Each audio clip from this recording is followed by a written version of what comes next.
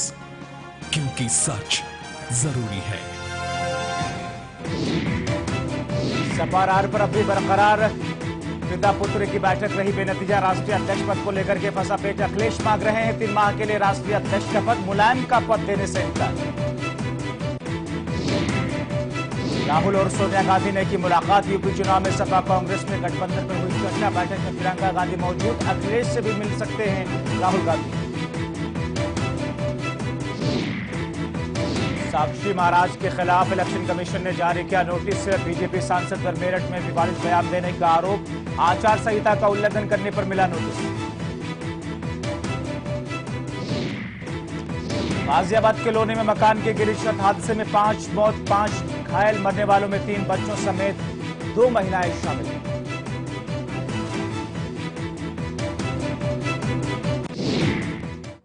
नमस्कार, prime news में आपका स्वागत है। मैं हूं जब्बार खान। चुनावी शंखनाद होने के साथ ही 403 विधानसभा सीटों को हासिल करने के लिए सियासतदानों के जरिए वोटर्स को लुभाने की कवायद भी तेज हो गई है। इसी के तहत प्राइम न्यूज की टीम निकल पड़ी है प्रदेश के हर विधानसभा के गलियारे में और जानने की कोशिश कर रही है कि क्या है वोटर्स के मन में, क्या है वोटर्स का मिजाज। साल 2017 में वोटर किसे देंगे सत्ता का सुख, किसका खत्म होगा वनवास, क्या सत्ताधारी पार्टी को दोबारा मौका मिलेगा।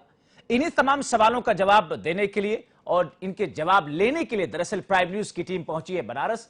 आइए जानते हैं कि क्या है बनारस के वोटर के मन में, क्या है वोटर्स का मिजाज। नमस्कार, बोल वोटर बोल में आपका स्वागत है। मैं हूं आपका सहयोगी मारूफ रजा। इस वक्त मैं मौजूद हूं बनारस के रविदास घाट पर। जी हाँ, बनारस में 8 विधानसभा सीटें और तकरीबन 80 लाख वोटर्स हैं। तो जानना चाहते हैं कि आखिर बोल वोटर्स में बोल, यहाँ के वोटर्स के क्या बोल है, यहाँ का युवा क्या चाहता है, कैसी सरकार चाहता है, 2017 में किसको उत्तर प्रदेश की गद्दी सौंपना चाहता है, सरकार 2017 में किसकी बने और क्यों बने। देखिए, मैं तो ये कहना चाहूंगा कि बीजेपी यहाँ सरकार बना रही है, भाजपा की ही सरकार बनेगी। क्यों बनेगी? हमारे यशस्वी प्रधानमंत्री भाई नरेंद्र मोदी जी ने जो भी वर्क कर रहे हैं, हमें लग रहा है कि बहुत अच्छा एक वर्क हो रहा है और अब तक की जितनी सरकारें थी ऐसा वर्क किसी ने नहीं दिया। आप किस चेहरे को चाह रहे हैं? मैं चाहता हूं कोई भी यशस्वी आए, जो भी वर्कआउट करे वो आए। ना ही मैं अभी डिसाइड करूंगा, पर वो डेवलपमेंट की बात करे।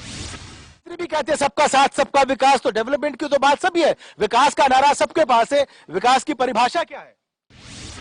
विकास की परिभाषा है कि एक आखिरी आदमी तक, अंतिम इकाई तक आपका रोजगार पहुंचे, शिक्षा पहुंचे, मेडिकल पहुंचे और उसको भी सारी फैसिलिटी मिल जाए। ये विकास की परिभाषा है। सरकार जिसकी भी बने, पर इन मुद्दों पे ध्यान दे। बेरोजगारी हुए, यूथ हुए और महिलाओं का विकास कैसे हो, महिलाएं कैसे निर्भय रहे, निर्भय रह करके कैसे अपना वो विकास करें, कैसे बाहर निकल करके अपनी गतिविधियों को कर सके, बड़ा सवाल। अभी तो यही डिसाइड नहीं है कि साइकिल होगा कि होगा क्या। साइकिल हो या मोटरसाइकिल हो, जो भी होगा जी। निश्चित रूप से जिस तरीके से अखिलेश जी ने काम किया है, चूंकि मैं जनता दल यूनाइटेड से प्रत्याशी हूँ रोहनिया से, तो संभावनाएं हैं, हम लोग समाजवादी हैं। अखिलेश के चेहरा पर महागठबंधन तैयार होता है तो काम करने वाली सरकार होगी और काम किया अखिलेश ने। मैं नीतीश कुमार के इस इरादे को मजबूत करते हुए उत्तर प्रदेश में महागठबंधन की सरकार की चाह रखता हूं। बात की परिभाषा ऐसी, जिस तरीके से चाचा भतीजा में, पिता पुत्र में जो बिल्कुल दंगल चल रहा है, क्या यही समाजवाद है? हाँ, बिल्कुल यही समाजवाद है। जैसा कि हम लोग देखते हैं कि हमारे पूर्वजों ने भी कहा है कि जब परिवार में फूट पड़ती है तो समाज मजा लेता है। तो यही चीज, जब उनका परिवार ही वो नहीं संभाल पा रहे तो राज्य क्या संभालेंगे? क्या संभालेंगे, क्या कहेंगे? कानून व्यवस्था एक बड़ा मुद्दा रही है। क्या ये सिर्फ मुद्दा है या वाकई कानून व्यवस्था को लेकर के यहाँ व्यवस्था बिगड़ी हुई है? क्या कहेंगे? व्यवस्था बिगड़ी हो या नहीं बिगड़ी हो, उसको संभालने के लिए युवा को आगे बढ़ना ही पड़ेगा। और इस क्षेत्र में तो अखिलेश जी सबसे आगे ही हैं। युवा सोच, युवा शक्ति। कहा यह जाता रहा पूरे शासनकाल में कि प्रदेश में 3.5 साढ़े 4 मुख्यमंत्री हैं। कहा तो जाता रहा और ऐसा देखने को भी मिला है। डिसीजन होता रहा है और बदलाव भी होता रहा है, लेकिन साथ में भी ये भी देखने को मिला है कि अखिलेश जी ने जो काम किया है वो जनता के हित में किया है और पहले से जो भी मुख्यमंत्री रहे हैं उनसे बेहतर कार्यकाल रहा है इनका। अच्छा। और आने वाले समय में 2017 में क्या होगा थोड़ा टाइम डिसाइड करने के लिए, लेकिन भाजपा से तो सपा बेहतर ही है मेरे ओपिनियन। क्या कहेंगे, सपा क्यों बेहतर है और 27 साल से कांग्रेस बाहर है, क्यों वापस नहीं होगी? क्योंकि समाजवादी पार्टी ने इतना काम किया है और यहाँ पे उत्तर प्रदेश में काम ही बोलता है। कैसा काम जो लगातार पिछले 4-6 महीनों से चल रहा है और अभी भी चल रहा है? जी नहीं, ये काम नहीं, समाजवादी पार्टी ने बहुत सारे काम किए। आप लखनऊ आगरा एक्सप्रेसवे देख लीजिए, समाजवादी पेंशन योजना देख लीजिए, एम्बुलेंस देख लीजिए, यूपी डायल 100 देख लीजिए, ऐसी तमाम काम को अरे मायावती और विरोधी दल सारे ये कह रहे हैं कि वो काम सारे अधूरे हैं, जल्दबाजी में किए गए हैं, उनका फायदा नहीं नुकसान होगा। क्या लगता है वाकई? कोई काम नहीं हुआ है उत्तर प्रदेश में पिछले 4.5 वर्षों में। मुलायम सिंह यादव जो है सियासी अखाड़े के महारथी खिलाड़ी हैं, वो जानते हैं अखिलेश की नाकामियों को छुपाने के लिए कैसे कैसे ड्रामे रचे जाएं। ये पूरी तरीके से प्लान वे में जो है सियासी ड्रामा रचा गया है मुलायम सिंह द्वारा, ताकि अखिलेश की नाकामियों को छुपा के उनकी ऐसी छवि स्थापित की जाए कि प्रदेश में एक वो अपराध के खिलाफ लड़ने वाले नेता है, लेकिन ऐसा कुछ नहीं है। अभी लगातार दंगल जिस तरीके से मचा है पहलवानी परिवार में, उसने सबको धूल चटा रखी है। किसके लिए झगड़ा, किसके लिए? जनता के लिए, स्वच्छ छवि के लिए, ईमानदारी के लिए। अखिलेश यादव किससे लड़ रहे हैं? अपने पिताजी से, अपने चाचा जी के लिए किसके लड़ रहे हैं? धर्म युद्ध है। उत्तर प्रदेश की जनता को न्याय मिले, अपराधियों को भगाया जाए, इसके लिए। और काम केवल अगर उत्तर प्रदेश सरकार ने, माननीय मुख्यमंत्री जी ने पिछले 5 सालों में काम किया है तो वो आज रोड पे है। परिवार के लोग ही दागदार करने में लगे हैं और लगातार कर रहे हैं। क्या कहेंगे आप? इस वक्त आपके पास 4 विकल्प हैं। बसपा का हाथी है, बीजेपी का कमल है, साइकिल का भी कुछ सिंबल का पता नहीं है। बहरहाल क्या होगा, हाथ भी है। किसका साथ देंगे? जी हमारे यहाँ जो हम जिस विधानसभा से हैं वो रायबरेली विधानसभा है और वहाँ पे 7 विधानसभाएं सीटें हैं। तो वहाँ पे 5 में तो अभी सपा है, 1 में कांग्रेस है और 1 में हमारी बीजेपी है। तो आप किसको चाहेंगे? तो हम जब से यहाँ बनारस में आए हैं, हम स्टूडेंट है काशी हिंदू विश्वविद्यालय के, तो यहाँ से तो हमने जिस तरह से मोदी जी का काम देखा है, जिस तरह से उनका संसदीय क्षेत्र में उनका काम विकास देखा है। ये जो विकास का मुद्दा उठा, ये सारा के सारा ये मोदी जी का श्रेय। आज नीतीश कुमार विकास का मुद्दा ले लें या लालू या अखिलेश खुद अपने परिवार के प्रति अगर लड़ रहे हैं, वो उसी मोदी जी का विकास का और एक महान पुरुष होने का उन्होंने जो दिखाया है वो सही तरह उसका कॉपी और पेस्ट करने के चक्कर में पड़े हैं कि हमें भी ऐसा करना पड़ेगा, तब हम जाके एक लंबी रेस के घोड़े होंगे। क्योंकि वो गुंडा की सरकार बनती थी, बीजेपी की सरकार बनेगी और वो गुंडाराज की सरकार नहीं। सर किसी की भी सरकार बने, पर ये मुझे बताएं युवाओं को क्या रोजगारी मिली? क्या उन्हें आज भी इंफॉर्मेशन या आरटीआई जैसे कई सारे आधारित दी जा रही? क्या वो भारतीय जनता पार्टी ने अभी तक युवाओं को दिया या अखिलेश ने दिया? कि हर बार ये लॉलीपॉप ही हमें इन युवाओं को मिलेगी? आपके सामने कितने युवा बैठे हुए हैं, सब बीटेक होल्डर हैं, सब एमटेक होल्डर हैं, पर उनको आज तक कोई जॉब नहीं मिल रही है। बनारस की जो विकास की बात है, पिछले 2.5 सालों से प्रधानमंत्री हमारे बनारस संसदीय सीट से हैं, लेकिन जो विकास का चेहरा लोग सोच रहे थे, जो चाहिए था विकास, वो तन्नी का भर भी दिखाई नहीं दे रहा। अभी केवल केवल केवल उजाले दिख रहे हैं, लेकिन धरातल पे बेहतर काम नहीं दिख रहा है। उन्होंने कहा था कि हमारी सरकार बना दो, हर साल 2 करोड़ युवाओं को सरकारी नौकरी देंगे, लेकिन अभी तक ये जमीन पे उतरा नहीं है। और कदापि 2 करोड़ की बात करें, केंद्रीय नौकरी में भी हमारे नौजवानों को कोई जगह नहीं दिया गया। उन्होंने कहा था कि हम महंगाई कम करेंगे। बनारस के लोग, किसान लोग और बेरोजगार युवा हो चुके हैं, इस पर चाहिए युवाओं को नौकरी, लेकिन मोदी जी ने ऐसा कुछ अभी तक 2.5 साल बीत गए, कोई आवाज नहीं उठी है।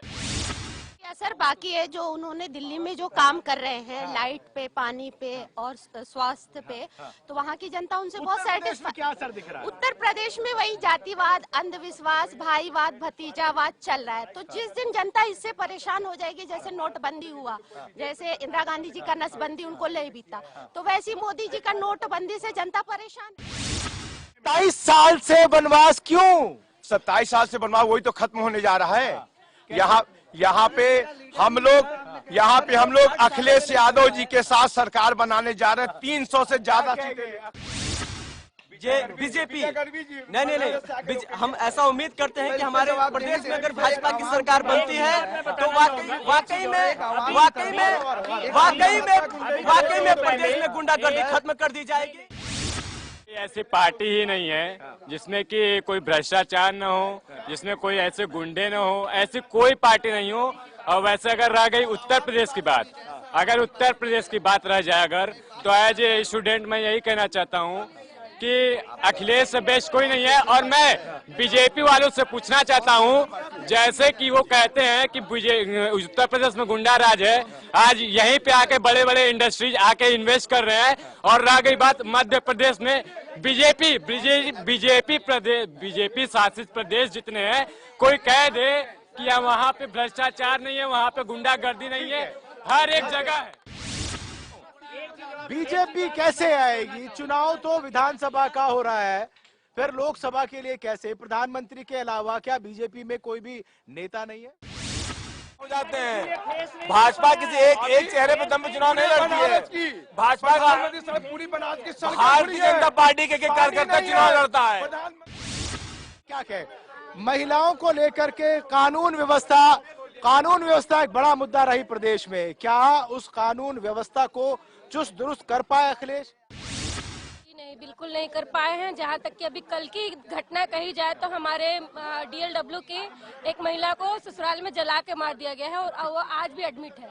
और जहां तक कि विकास की बात हम कहना चाह रहे हैं तो विकास का आप देखिए, वरुणा पुल जिन्होंने अखिलेश भैया ने, कौन सी सरकार विकास कर पाएगी? भाजपा सरकार करेगी।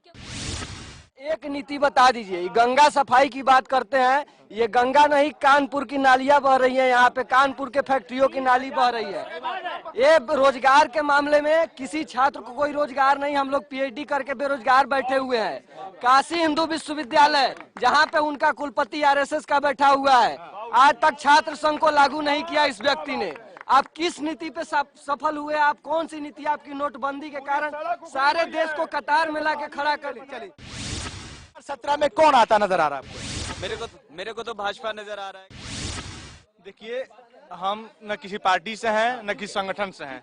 हम लोग स्वतंत्र सत्ता रखने वाले युवा हैं और यह भारत युवाओं का देश है। मैं काशी हिंदू विश्वविद्यालय का छात्र हूं और मैं सारे युवाओं से ही उम्मीद करूंगा कि वह जाति धर्म से उठ के और थोथी बात करने वाले, थोथे वादा करने वाले सारे राजनीतिक दलों को नकारे और उस पार्टी को सत्ता में लाए जो युवाओं के विकास की बात करे, जमीनी स्तर पर विकास करे, न कि गंगा जी के नाम पर पैसा लूट ले और अपनी दुकान चलाते रहे। गंगा जी आज भी ऐसी गंदी है।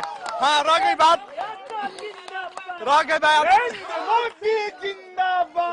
रुकिए। और मैं नरेंद्र मोदी के संसदीय क्षेत्र, मैं एक छात्र हूं और नरेंद्र मोदी के संसदीय क्षेत्र से आता हूं। मैं यहाँ पर 7 साल से अध्ययन के कार्य कर रहा हूं। हमारा विश्वविद्यालय काशी हिंदू विश्वविद्यालय आज 25 साल से छात्र विहीन है। बड़ा सवाल मैं आप सबसे पूछूंगा, एक सवाल मैं सबसे पूछना चाहूंगा, सबके पास आऊंगा। मुझे यह बताएं कि जिस नोटबंदी का ऐलान हुआ था, क्या उसका सकारात्मक असर हुआ या नकारात्मक हुआ? नकारात्मक हुआ। नकारात्मक, सकारात्मक असर, पॉजिटिव, नेगेटिव। अभी जितने भी उपचुनाव हुए, जितने भी नतीजे आए, वो सारे के सारे बीजेपी के फेवर में गए। वहां असर क्यों नहीं दिखाई दिया? नगर निगम के चुनाव से असर मत कराइए, लोकल स्तर का चुनाव है। मैं आपको पूछ दूं, किस मुद्दे पे चुनाव लड़ना चाहते हैं? इनके 73 सांसद उत्तर प्रदेश में हैं और आज तक अपने सांसदों का इन्होंने विकास का एजेंडा तक तय नहीं किया कि आज तक कितना विकास किया। गांव गोद लिए हैं, गांव उजड़ गए हैं। विकास के नाम पे, बेरोजगारी के नाम पे केवल देश बनाया गया है। अरविंद केजरीवाल ने दिल्ली में वो किया है कि मोदी की तरह व्यक्ति जो तानाशाह है उनको रोकने के बावजूद वो इतना काम कर चुका है कि ये मीडिया, भले आप मीडिया के साथी हैं, दिखाए ना दिखाए, लेकिन दिल्ली की जनता जानती है। और यहाँ से बैठे बैठे नहीं होता। 17 के बारे में कहना चाहूंगा, सपा भाजपा का बहस तो चल रहा है, ये कहीं तूफान शांत न हो, बसपा की सरकार न बने। 17 में किसको चुनेंगे? 17 में सर, अगर एज आप पब्लिक की बात करेंगे तो मैं 17 में बसपा को ही मैं लाइक करूंगा। सर मैं ये कहना चाहूंगी कि सबसे पहले तो शिक्षा का यहाँ पे वो हो ताकि शिक्षा सस्ता हो जिससे कि हम लोग भी अपने इस बच्चों को अच्छे स्कूलों में सस्ते में पढ़ा सकें। सबसे बड़ा उसको जो जरूरत है अपनी एजुकेशन कंप्लीट करने के बाद वो है उसका अपना फ्यूचर, वो है उसका रोजगार, आखिर वो जाए कहाँ, क्या कहेंगे? कौन सा मुद्दा? एजुकेशन मस्ट है, employment and law and order. जी, लॉ देखिए एक तो रोजगार वाकई सबसे बहुत बड़ी मुद्दा है, इसको मोदी जी ने हम लोग को ठगा है।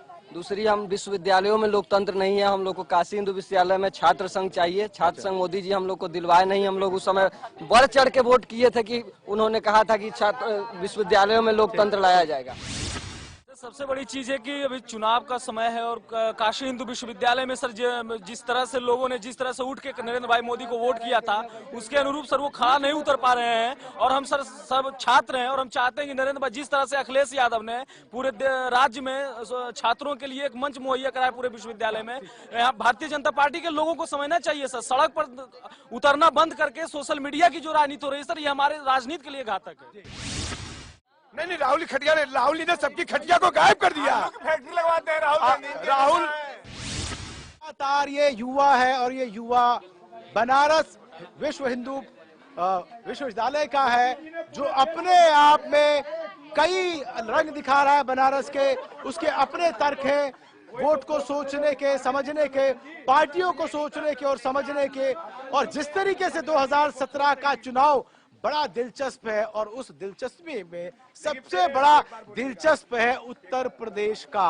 और उत्तर प्रदेश की जिस जगह में मैं खड़ा हूं बनारस में, वहां का बहुत ही ज्यादा महत्वपूर्ण है क्योंकि ये प्रधानमंत्री नरेंद्र मोदी का संसदीय क्षेत्र है। तो इस वक्त जहां प्रदेश की सत्ताधारी सरकार की दांव साख पे लगी है, वही केंद्र सरकार और खुद प्रधानमंत्री मोदी की दाव जो है साख पे लगी है। लेकिन युवा जो है वो चाहता है कि उसको रोजगार मिले, स्वास्थ्य मिले, करप्शन लेस सरकार मिले और यहाँ पर किसी भी तरीके का लॉ एंड ऑर्डर जो है वो पूरी तरीके से बना रहे। बोल वोटर बोल में इतना ही। मैं फिर चलूंगा, एक दूसरी जगह में पहुंचूंगा और उत्तर प्रदेश के वहां के वोटर्स का मिजाज जानूंगा। तब तक के लिए धन्यवाद, शुक्रिया, नमस्कार। तो बोल वोटर बोल में हमने आपको बनारस के वोटर्स का मिजाज दिखाया, लेकिन यहां पर एक छोटा सा ब्रेक लेते हैं और ब्रेक के बाद आपको दिखाएंगे चुनावी फटाफट। आप देख रहे हैं प्राइम न्यूज, क्योंकि सच जरूरी है।